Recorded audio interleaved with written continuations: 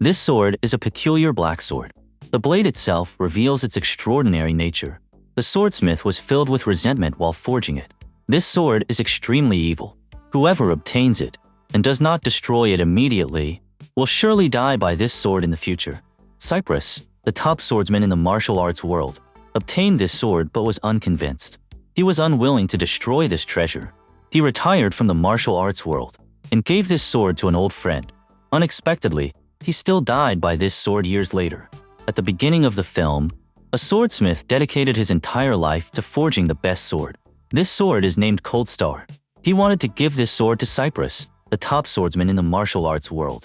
Cyprus was delighted. He took out a black treasure sword. This sword is named Harmony.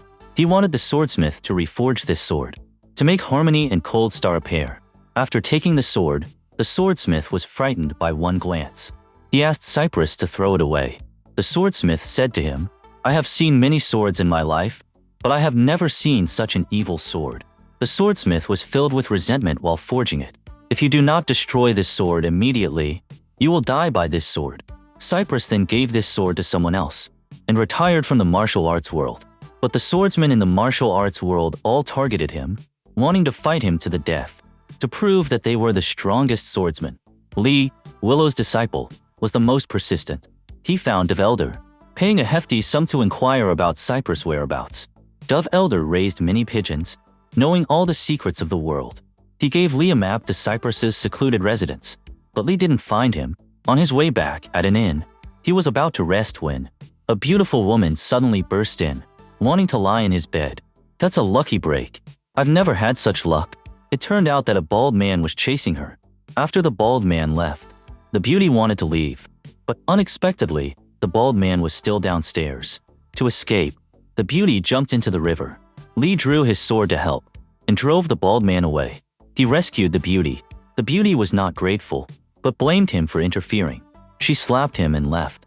On a rainy day, the two met again at a small pavilion. After Lee left, the beauty was hungry and cold and wanted to eat Lee's roasted pigeon, but Lee returned at that moment. That was awkward. Lee didn't mind. He gave her the wine and pigeon. This act cleared the previous misunderstanding.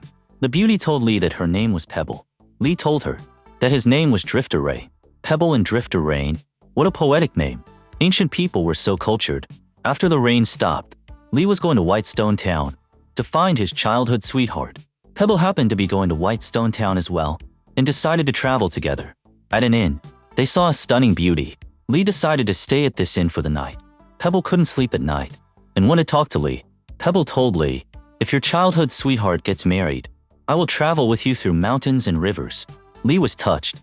After sending her away, he went to find the stunning beauty.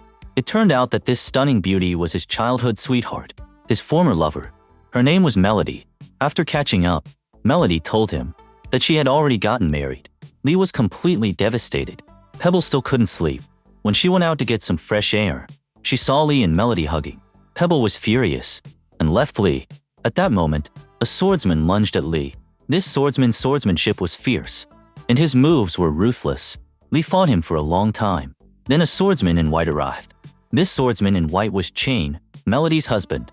The previous swordsman in black was his subordinate. Her husband was here. Lee had to leave. He watched the two holding hands and entering the room. Lee's heart was shattered. After they enjoyed each other's company for a while, Chain asked Melody about Lee. Melody kept defending Lee, speaking well of him. How could that man tolerate that? Chain slapped her. Lee was also pursued by Chain's subordinates. This time, Chain's subordinates were even more treacherous and ruthless in their swordsmanship. Lee was seriously injured. While the three beauties were playing by the river during the day, they encountered him. The beauties brought him home. After Lee woke up, the beauty told him that her name was Maiden. An old friend of hers was also a swordsman. At that moment, a subordinate delivered a letter. The letter said that the daughter of her old friend was captured. Lee wanted to repay her kindness. He picked up the letter and saw that Maiden's old friend was Cyprus, the top swordsman in the world. What a stroke of luck. To help Lee, Maiden gave him the Harmony sword, and Cyprus's daughter was Pebble. Lee, armed with the Harmony sword, charged into the crowd alone. He fought with the monk. The Harmony sword was indeed powerful. Lee cleaved the monk's large sword in one strike and killed him. Then he took Pebble and escaped. Pebble finally forgave him. She wanted to take Lee home. Lee finally met Cyprus. Cypress was grateful to him, but Lee didn't forget his lifelong wish. He still wanted to challenge Cypress. Cypress saw the Harmony Sword in his hand. He knew he couldn't escape his fate. He made an appointment with Lee for a duel in 3 days. Pebble was furious. She didn't expect that Lee's intention in sending her home was actually to duel with her father. But she was still worried about Lee. She didn't want to watch him go to his death. But Lee was determined.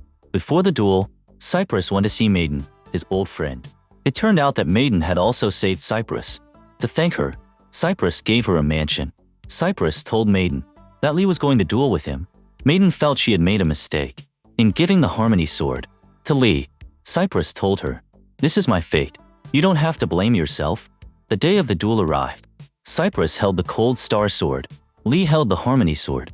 Cypress truly lived up to his reputation as the top swordsman in the world. At first, Lee could only defend.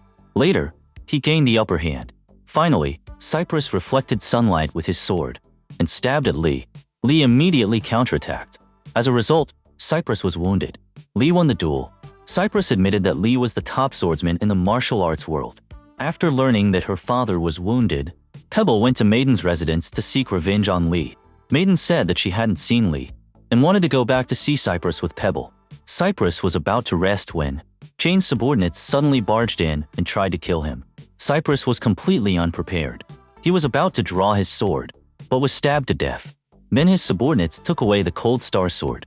Pebble returned home and found her father dead. She thought it was Lee's sword wound that killed him.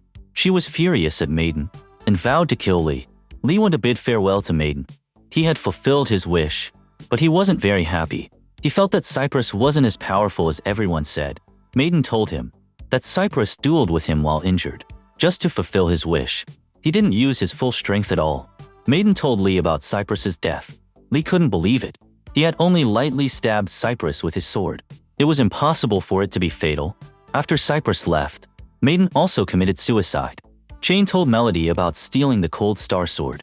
He wanted to get the Harmony Sword from Lee. After Melody learned about it, she told Lee. Lee learned that he was framed and decided to wait for Chain to come to him. To help Lee and Pebble reconcile, Melody personally found Pebble and told her the truth. But Pebble didn't believe her and sent her back to Chain. Lee was attacked by Chain's subordinates again. But Lee, with his treasured sword, was no longer afraid of assassins. He quickly killed the assassin. Pebble arrived at the scene. Before his death, Chain's subordinate confessed that he killed Cypress. Pebble told Lee that she had already sent Melody back. Lee felt something was wrong. The two immediately rushed to Melody's home.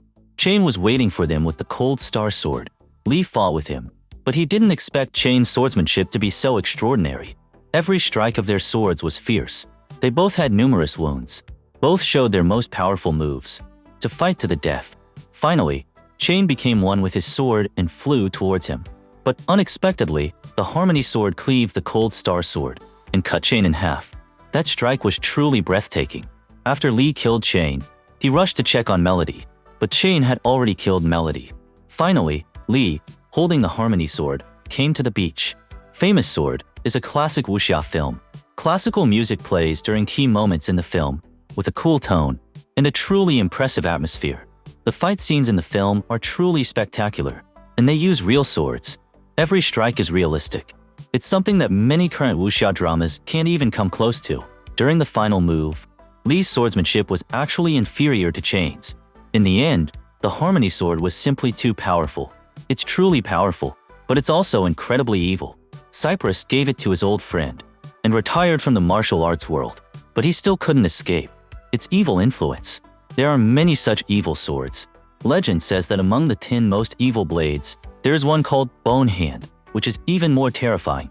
About these 10 forbidden blades, are you interested in learning more? Feel free to discuss it with everyone in the comments section. Alright, that's all for today's video. For more, remember to subscribe and like. This is Kung Fu Movie Recaps from YouTube. Until next time,